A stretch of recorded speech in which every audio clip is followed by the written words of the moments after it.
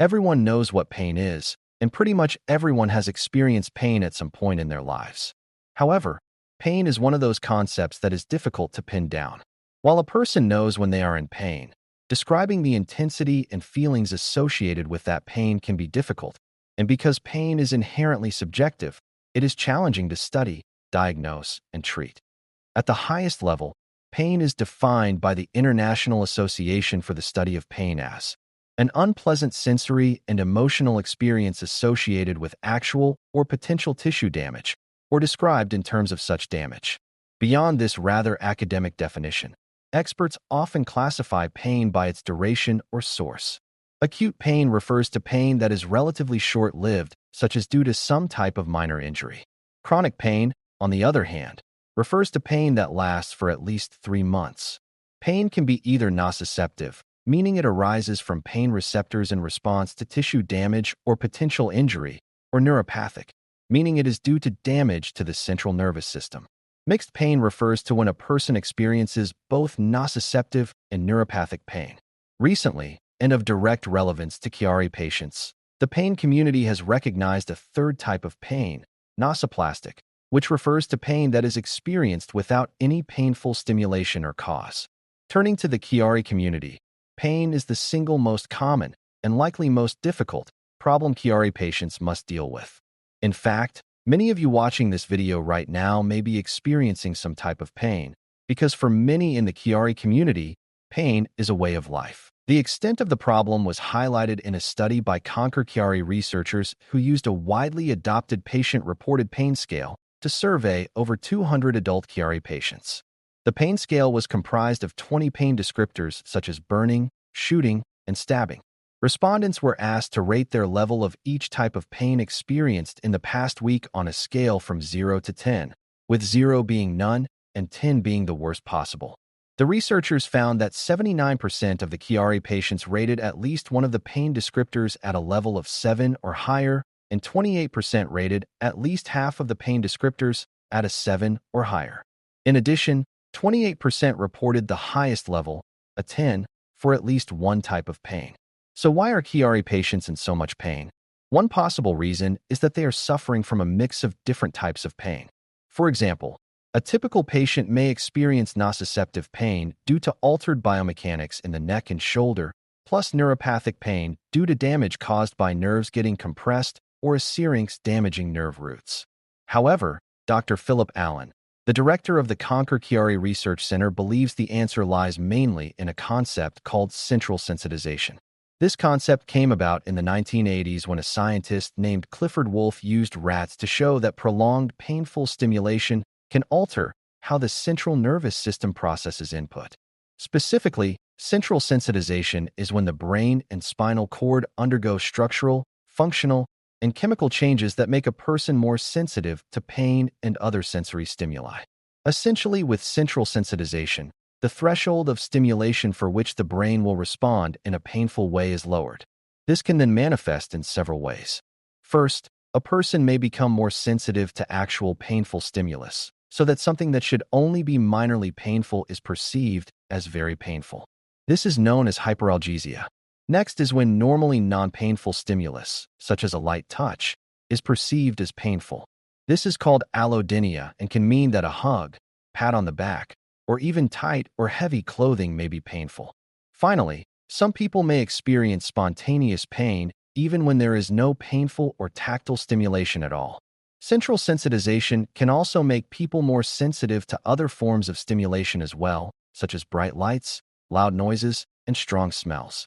This is sometimes referred to as global sensory hyperresponsiveness. Interestingly, in the Chiari 1000 database, more than 60% of patients reported being sensitive to bright lights and/or loud noises. Unfortunately, research has shown that living with this type of chronic pain can have a negative effect on a person's physical, mental, and even spiritual health. For example, one study used a large health insurance database to show that people with what they termed a painful neuropathic disorder were much more likely to suffer from additional health problems and incur much higher healthcare costs. Specifically, more than 70% of 50,000 people with a pain disorder also suffered from 2 or more other chronic conditions. This was in stark contrast to a non-pain control group where only 13% had 2 or more chronic conditions. In addition, people in chronic pain incurred an average of over $17,000 in annual medical costs compared to only $5,700 in the non-pain group. A second aspect of living with chronic pain is an elevated risk for high blood pressure or hypertension. Researchers have known for some time that the systems that regulate blood pressure and pain are connected. In healthy people, a higher resting blood pressure is associated with a decreased sensitivity to acute pain. Scientists speculate that this link is a way to restore normal arousal levels after a painful stimulus. The body responds initially to pain, but then the pain signals are turned down so that the rest of the body's systems can return to normal. For people in chronic pain, however, the relationship between the two systems becomes dysregulated and the pain increases the risk of hypertension. Studies have shown that people with chronic pain conditions have a significantly higher risk of hypertension than people of the same age and gender who are not in pain. One of the more disturbing aspects regarding living with chronic pain is that it can prematurely age or shrink the brain. One imaging study found that people in chronic pain have 5 to 11% less gray matter brain volume than people who are not in pain. People normally lose about 0.5% of their gray matter each year as they age, so this result translates to the pain patients experiencing 10 to 20 years of aging compared to the control group. Turning now to mental health, we will go into more detail into the psychological impact of Chiari in a later module, but for now it is important to note that there is a strong connection between chronic pain and poor mental health. While many people are aware that depression and anxiety commonly accompany chronic pain, research has shown that those with a disabling chronic pain condition are up to 10 times more likely to have a major mood, anxiety, or substance disorder than the general population, and 13 times more likely to suffer from a personality disorder than average. The effects of living with chronic pain are so pervasive they can even alter a person's spiritual beliefs. One study of over 120 chronic pain patients found that they had less desire to reduce pain and suffering in the world and felt more abandoned by God than well-established norms. In addition, the study found that the longer someone was in pain, the less forgiving they felt and the less support they felt they received from organized religion. This in turn led some to shift from organized religious activities to private ones, such as individual prayer. Although many Chiari patients must face the issue of chronic pain and all its effects, there is hope.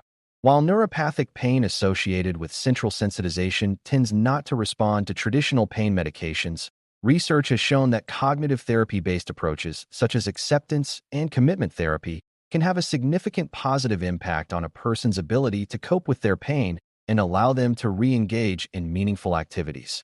Conquer Chiari has sponsored a series of research studies which have shown this to work for Chiari patients, and based on this is designing a self-guided, online program, which is scheduled to launch in 2026.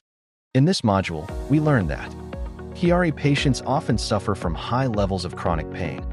This can lead to central sensitization, which can make even non-painful stimulation feel painful.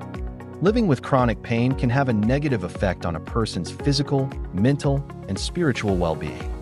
Acceptance and commitment therapy is one intervention which has been shown to be effective in helping Chiari patients deal with chronic pain.